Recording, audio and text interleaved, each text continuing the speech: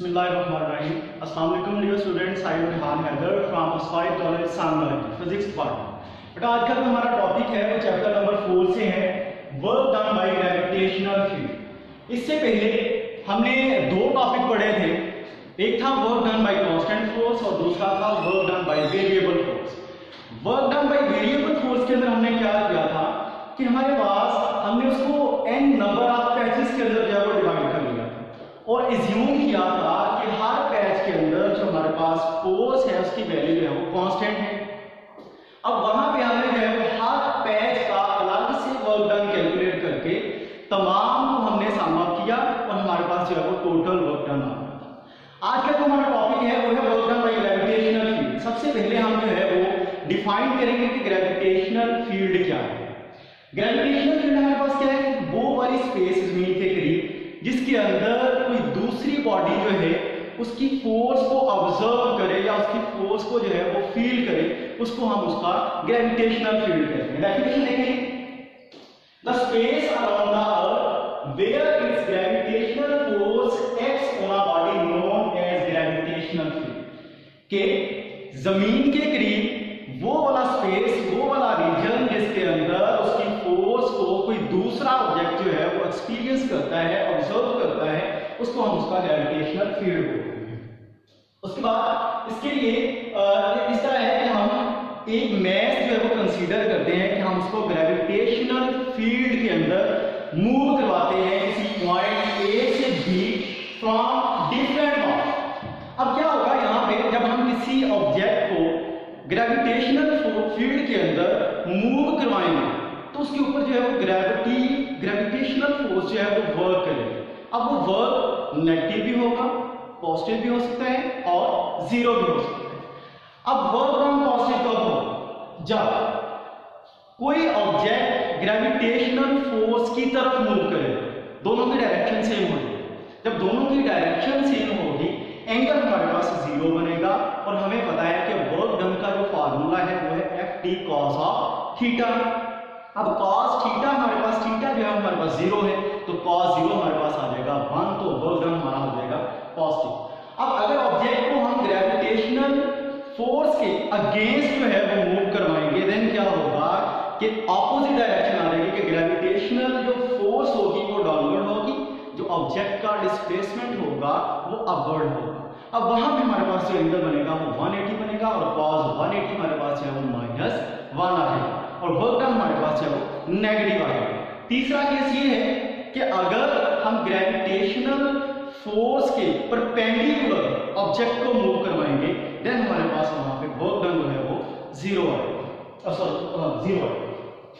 उसके बाद ये हमारे पास डायग्राम है कि ए से बी हमने एक ऑब्जेक्ट को मूव करवाया, ये कर्व पाथ क्या है। अब एक पाथ हमारे पास ये हो गया ए टू बी जो कि कर्व है, दूसरा पाथ हमारे पास आ गया ए डी बी, तीसरा पाथ हमारे पास आ गया ए सी बी। अब सबसे पहले हम ये जो पाथ हमारे पास ए डी बी है इसके अलावा जो है वो वर्क डन कैलकुलेट कर लेते हैं कि हमारे पास जो है वो वर्क डन क्या आएगा।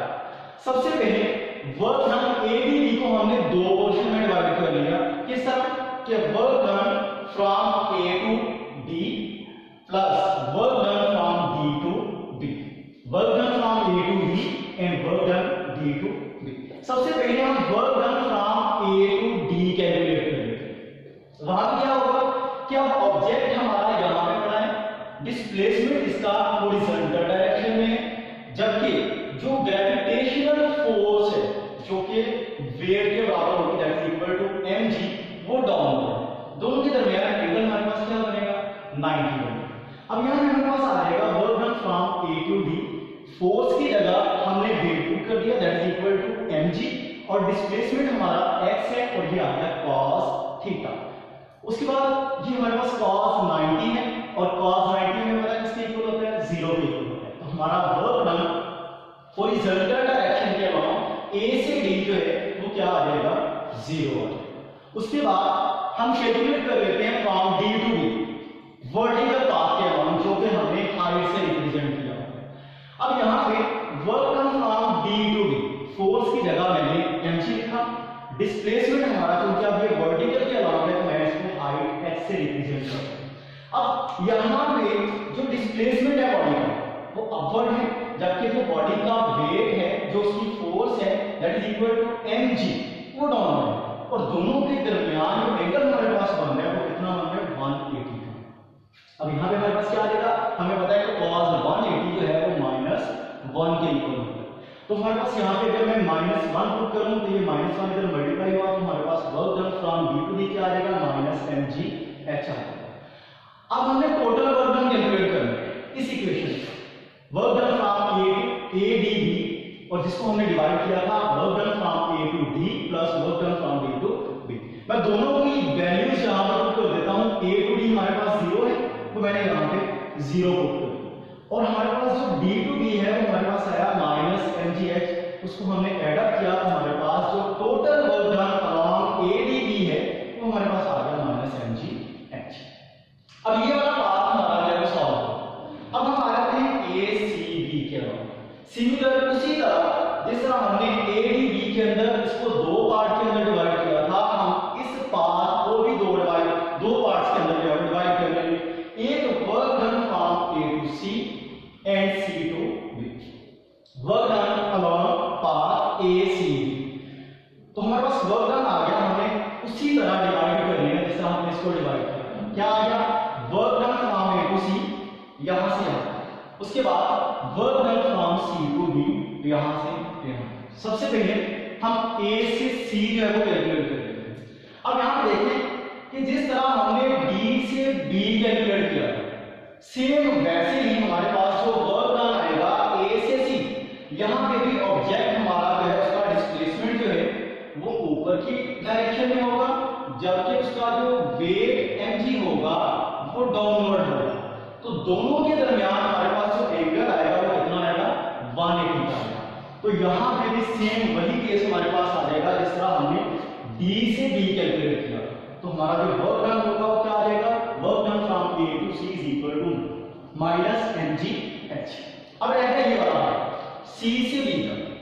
अब C से B की कंडीशन भी सेम वैसी है जिस तरह हमने यहां से A से B कैलकुलेट किया कि ऑब्जेक्ट हमारा यहां पे पड़ा है, डिस्प्लेसमेंट इसका फॉरवर्ड डायरेक्शन में, जबकि जो वेट mg है वो डाउनवर्ड है। एंगल हमारे पास कितना बन जाएगा 90 का बन जाएगा। तो जब ऑब्जेक्ट का डिस्प्लेसमेंट जो है वो परपेंडिकुलर होगा इसके ग्रेविटेशनल फोर्स से, तो यहां हमें पता है कि cos 90 जो है वो हमारा क्या आएगा 0 आएगा। अब उसी तरह हमने दोनों को ऐड अप कर लेना, मतलब इस फार्मूला के अंदर जो हमने ACB किया था तो इसके अंदर हमने इसकी वैल्यूज को पुट कर लेना है। किस तरह के work done from A to C हमारे पास आया -mgh, वो मैंने यहां पे लिख दिया। उसके बाद work done from C to B हमारे पास क्या आया 0 आया, उसकी वैल्यू मैंने यहां पे जो है पुट कर दी।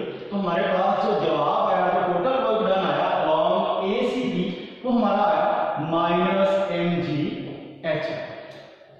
अब हमारे पास तीसरा पाथ है जो कि कर्व पाथ है A से B। अब उसका हम वर्क डन है किस तरह कैलकुलेट करेंगे कि जिस तरह हमने पढ़ा था work done by variable force के कि हम उस पाथ को जो है वो n नंबर ऑफ पैचेस में जो है वो डिवाइड कर लेंगे। मतलब कि ये जो हमारे पास पाथ A टू B है हम इसको हॉरिजॉन्टल और वर्टिकल स्टेप्स के अंदर जो है वो डिवाइड कर लेंगे।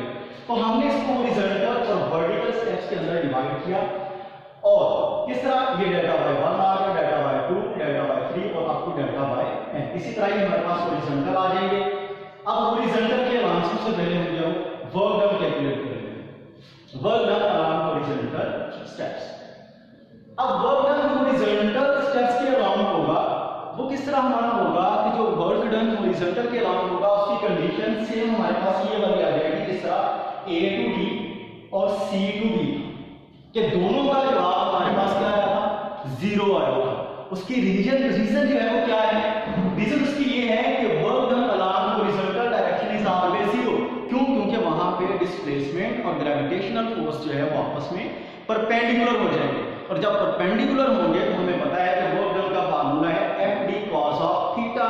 तो जब cos थीटा की जगह हम 90 पुट करेंगे तो हमारे पास जवाब जो है वो 0 आएगा। तो वर्क डन अलोंग हॉरिजॉन्टल जो है हमारा हमेशा क्या आएगा 0 आएगा। उसको मैंने x से शो कर दिया work done along horizontal. Vertical steps के अलॉन्ग हमारा जो है वो सेम ये वाला केस आ जाएगा, जिस तरह डी से बी हमने कैलकुलेट किया था और ए टू सी कैलकुलेट किया। किस तरह कि यहां पे भी जो बॉडी का डिस्प्लेसमेंट है वो अपवर्ड है, जबकि जो ग्रेविटेशनल फोर्स है वो डाउनवर्ड है। दोनों एक दूसरे के अपोजिट आ गए। तो यहां हमारे पास जो एंगल बनेगा कितना बनेगा, 180 का बनेगा। एंड वी नो कि cos 180 जो है वो हमारे पास किसके इक्वल होता है, -1 के इक्वल होता है। तो वर्क डन 1 हम कैलकुलेट कर लेते हैं किस तरह कि फोर्स की जगह मैं बॉडी का वेट लिखूंगा, ग्रेविटेशनल फोर्स है, मैं उसका वेट लिखूंगा, that is equal to mg। अब जो डिस्प्लेसमेंट है, डिस्प्लेसमेंट को मैं लिखूंगा डेल्टा y1। फर्स्ट पार्ट के लिए कर रहा हूं, तो हमारे पास आ जाएगा mg delta y1 cos theta, theta की जगह हमने क्या लगा दिया, 180 लगा। तो cos 180 हमें पता है कि इसके इक्वल होता है -1 के इक्वल। तो हमारे पास जो जवाब आया वो क्या है, -mg डेल्टा y1। इसी तरह हमने वर्क डन 2 कर लिया, मतलब कि हमारे पास जो पार्ट है वो कौन सा यहाँ पे है, स्टेप डेल्टा y2। तो उसके लिए हमारे पास क्या आ जाएगा, सेम इसी तरह -mg डेल्टा y2। और अगर मैं 3 के लिए करूंगा तो मेरे पास आ जाएगा -mg डेल्टा y3। इसी तरह मैं वर्क डन n के लिए निकालूंगा, वो हमारे पास क्या आ जाएगा, -mg डेल्टा yn। अब हम क्या करेंगे, जिस तरह हमने work done by variable force के अंदर पढ़ा था कि तमाम जो पैचेज हैं हमारे पास उनका अलग से वर्क डन कैलकुलेट करके हमने उसको सम अप कर लिया। तो यहाँ पे भी हम क्या करेंगे, उसको सम अप कर लेंगे। टोटल वर्क डन क्या आएगा, work done 1 + 2 + 3 and work done n। तो मैं इनको क्या करूंगा, जमा करूंगा। अब यहाँ पे देखिए कि -mg सभी में आ रहा है, मैं उसको कॉमन लिख लेता हूँ। यहाँ पे क्या आएगा, -mg, और सभी के साथ delta y1 delta y2 delta y3 delta y4 और इसी तरह डेल्टा yn। तो मैं उसको अलग यहाँ पे ब्रैकेट के अंदर लिख देता हूँ, delta y1 delta y2 plus delta y3 and plus delta yn। अब चूंकि ये हमारे पास डेल्टा y1 से लेकर डेल्टा yn तक हमने उसको हाइट h से रिप्रेजेंट की है। टोटल जो इसकी हाइट है a से b तक वो क्या है, h है। तो मैं क्या लिखूंगा कि डेल्टा y1 + 2 और n तक that is equal to half. तो मैं सारी चीज को delta y1 + delta y2 + delta y3 and delta yn इसको मैं रिप्रेजेंट कर दूंगा किससे, हाइट से x से। तो हमारे पास जो जवाब आएगा वो क्या आएगा, -mgh। ठीक है जी। उसके बाद हम इसका रिजल्ट देख लेते हैं। Work done by gravitational field is independent of the path followed, के वर्क डन जो है वो पाथ फॉलोड के क्या है, इंडिपेंडेंट। इसी तरह अगर हम क्लोज पाथ के अलावा निकालेंगे किस तरह, कि a से c, c से b, b से d और d से a, तो हमारा 0 आएगा। ठीक है जी, ओके जी, अल्लाह हाफिज़, थैंक यू।